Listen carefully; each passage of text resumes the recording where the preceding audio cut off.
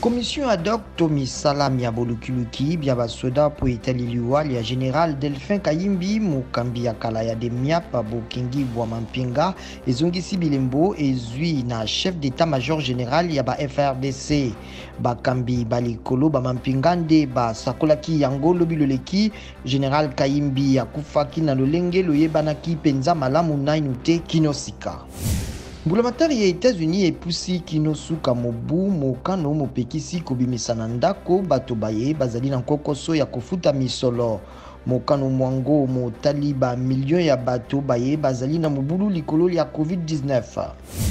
Donald Trump akomaki lobi loleki na Kenosha na Wisconsin epai wapi mobulu mosalamaki nsima na bapolisier kobeta masasi pene na mitano na elenge mobali moko ya moyindo le 23 août na koluka kokanga ye. Mokonzi Amerika apesaki losako na mosala bayibo kengi basalaki na tina ya kozongisa alima bobeti masasi maye na elenge moyindo bomemaki nkanda bopunzi pe kotia moto pe bitumba kati ya ngambo ya batelemeli Black Lives Matter na baye basepeli.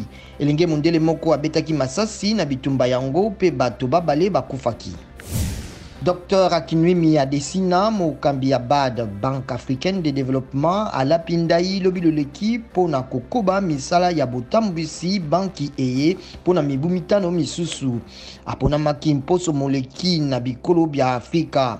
Bakonzi mingi ba Afrika balandaki na visioconférence milulu mya bolapindai mikambamaki na ministre ya Ghana ya finance oyo azali kokamba conseil ya administration ya BAD.